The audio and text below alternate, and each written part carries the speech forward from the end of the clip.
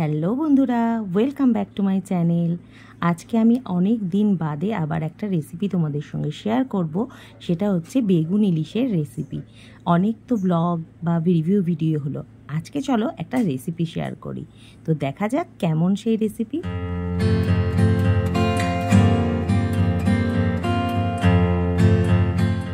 আজকে আমি তোমাদের সঙ্গে শেয়ার করব বেগুন ইলিশ রেসিপি। তো বর্ষা তো পড়েই গেছে আর ইলিশ তো উঠছেই। তো ইলিশ খেতে কার না ভালো লাগে বলো? বাঙালি মানেই হচ্ছে ইলিশ, সর্ষে ইলিশ, দই ইলিশ, ভাপা ইলিশ। তো আমি আজকে করব বেগুন ইলিশ। এটা কিন্তু অনেকেই অনেক রকমভাবে করে। আজকে আমি একটু তোমাদের সঙ্গে শেয়ার করব যে আমি কেমন করে করি। আর লাস্টে আমি তোমাদের সঙ্গে শেয়ার করব একটা ছোট্ট টিপস বলবো না, এটা হচ্ছে আমি যেটা করি, যেটার জন্য মানে স্বাদটা আরও বেশি ভালো লাগে, সেটাই তোমাদের সঙ্গে শেয়ার করব। তো চলো দেখো, এই বেগুনগুলোকে আমি বেশ লম্বা লম্বা করে বা ডুমো ডুমো করে কেটেছি। একটু বড় সাইজের গোল বেগুন ছিল বলে লম্বা লম্বা করেও তোমরা কাটতে পারো। তারপরে নুন হলুদ দিয়ে এটাকে তেলে ভালো করে লাল লাল করে দেখো ভেজে নিচ্ছি। বেশ লাল লাল করে ভাজা হয়ে গেলে এটাকে আমি একটা আলাদা বাটিতে তুলে রাখবো। আর এই ভিডিওটা দেখতে দেখতেই বলে রাখি, যারা নতুন বন্ধু আমার চ্যানেলে এসেছো তারা প্লিজ চ্যানেলটাকে কিন্তু সাবস্ক্রাইব করে নিও। আর তার সাথে সাথে পাশে থাকা বেল আইকনটা কিন্তু অন করে দিও, যাতে সমস্ত ভিডিওর নোটিফিকেশান তোমার কাছে পৌঁছে যায়। দেখো, এরপরে বেগুন ভাজা তো হয়ে গেছে, তার মধ্যে আরও একটু বেশ খানিকটা তেল দিলাম। তো ইলিশ রান্না করতে একটু তেল তো লাগে। তারপরে দিয়ে দিচ্ছি একটা মশলা। সেটা কিছুই নয়, মানে সাদা সর্ষে কালো সর্ষে কিছু না, আমি কিন্তু শুধু কালো সর্ষেই ইউজ করি, কারণ এর ঝাঁঝটা আমার ভালো লাগে।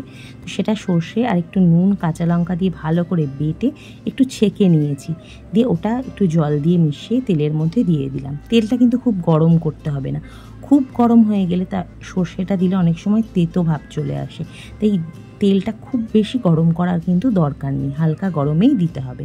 আর বেশ খানিকটা চেরা কাঁচা লঙ্কা, যে যেরকম মানে ঝাল খেতে পছন্দ করো, আমি তো ভীষণ ঝাল খেতে পছন্দ করি, তাই একটু বেশ খানিকটাই দিলাম। এরপরে দিয়ে দিলাম হলুদ গুঁড়ো আর দিয়ে দিলাম নুনটাও তোমাদের স্বাদ মতো তোমরা দেবে। আর এরপরে দিয়ে দেবো আমি লঙ্কার গুঁড়ো। এটা কিন্তু অপশনাল, এটা না দিলেও হয়, কিন্তু আমাদের বাড়িতে সমস্ত কিছু একটু লাল লাল মানে না হলে কেউ খেতে ভালোবাসে না, মানে দেখতে ভালো হতে হবে, বুঝতে পেরেছো? মানে লাল লাল দেখতে হলে তবেই ভালোবাসে। তো তার জন্য একটু লঙ্কার গুঁড়ো দিয়ে দিলাম, আর ঝাল তো একটু দরকারি তার জন্য। তো এটাকে এবার ভালো করে ফুটতে দেব। আর তারপরে কিন্তু দিয়ে দেব আমি নুন হলুদ মাখানো কাঁচা ইলিশ মাছ। হ্যাঁ, একদমই ঠিক বলেছি, কাঁচা ইলিশ মাছ। হয়তো অনেকে কাঁচা খাও না, কিন্তু তারা হালকা ভেজে করতে পারো, কিন্তু এই কাঁচা ইলিশের স্বাদটা কিন্তু একদম অন্যরকম। আর এইটা খেতে কিন্তু অসাধারণ লাগে। এই কাঁচা ইলিশটা দিয়ে আমি এবার ভালো করে ঢাকা দিয়ে ফুটতে দেব। আর ফুটলেই বুঝতে পারবে, তুমি গন্ধ বেরোলেই বুঝতে পারবে যে অনেকটা সেদ্ধ হয়ে গেছে। এই দেখো, টকবক করে ফুটে গেছে। আর বেশ খানিকটা ভালো করে নাড়াচাড়া করে মানে উল্টে দেব। আর এটা তো খুব নরম মাছ, তাই জন্য বেশি মানে আস্তে আস্তে তোমাকে উল্টে দিতে হবে। আর সেদ্ধও কিন্তু খুব তাড়াতাড়ি হয়ে যায়। এই দেখো, নেড়ে চেড়ে একটু উল্টে পাল্টে দিলাম এবং আবার এটাকে ভালো করে সেদ্ধ হতে দেব। একটু আবার ঢাকা চাপা দিয়ে এটাকে সেদ্ধ হতে দেব। এই রকম ইলিশ মাছ বর্ষাকালে কার না খেতে ভালো লাগে বলো? আর একটা বেশ ভালো গন্ধও বেরিয়েছিল। অনেকে শুধু পেটির মাছগুলো করে, আমি কিন্তু লেজা মাথা সমস্তটাই দিয়ে দিয়েছিলাম, কারণ আমাদের ঘরে ইলিশ মাছ কিন্তু সবাই খেতে খুব ভালোবাসে। তো দেখো, মোটামুটি ঢাকা দিয়ে এটাকে আরেকটু সেদ্ধ হতে দিলাম। এরপরে আমি দিয়ে দেব যে বেগুনগুলো ভেজে রেখেছিলাম, সেই বেগুন ভাজা। আর হ্যাঁ, তার আগে যেটা বলেছিলাম টুইস্ট, সেটা হচ্ছে এই কাঁচা সর্ষের তেল। এই কাঁচা সর্ষের তেলটা কিন্তু মানে দিলে পরে একটা সর্ষের তেলের একটা আলাদা যে ঝাঁঝ থাকে, সেই গন্ধটাও আসে, আর স্বাদটাও কিন্তু দারুণ হয়। আর দিয়ে দিলাম সেই ভাজা বেগুনগুলো। এবার এটা দিয়েও আমি খানিকটা ফুটতে দেব, যাতে বেগুনের মধ্যে ঝোলের যে ফ্লেভারটা বা ঝোলটা ভালো করে মিশে যায়।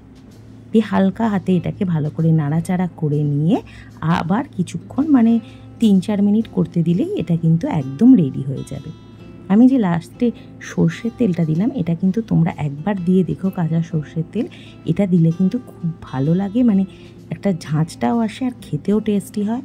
আর তেল তো এমনিতেও ইলিশ মাছ ভালো হলে একটা তেল ভেসে আসে, সেটাও বেশ তেল ঝালের মতনও হয়, তো খেতে ভীষণ ভালো লাগে। তো একদম দেখো রেডি আমার বেগুন ইলিশ। তো তোমাদের কেমন লাগলো রেসিপিটা একদম কমেন্ট করে কিন্তু জানাতে ভুলো না। আর তোমরা কে কে ভালোবাসো এই বেগুন ইলিশটা সেটাও কিন্তু কমেন্ট করে জানাতে ভুলো না। তো চলো আজকের মতো ভিডিওটা এখানেই শেষ করছি। আর ভিডিও শেষে আবার বলবো, যারা নতুন বন্ধু আমার চ্যানেলটাকে অবশ্যই সাবস্ক্রাইব করে দিয়ে পাশে থাকা বেল আইকনটা প্রেস করে দিও। তো চলো বন্ধুরা, আজকের মতো এই পর্যন্তই। দেখা হবে আবার নেক্সট ভিডিওর সাথে। ততক্ষণের জন্য টাটা, সবাই ভালো থেকো এবং সুস্থ থেকো।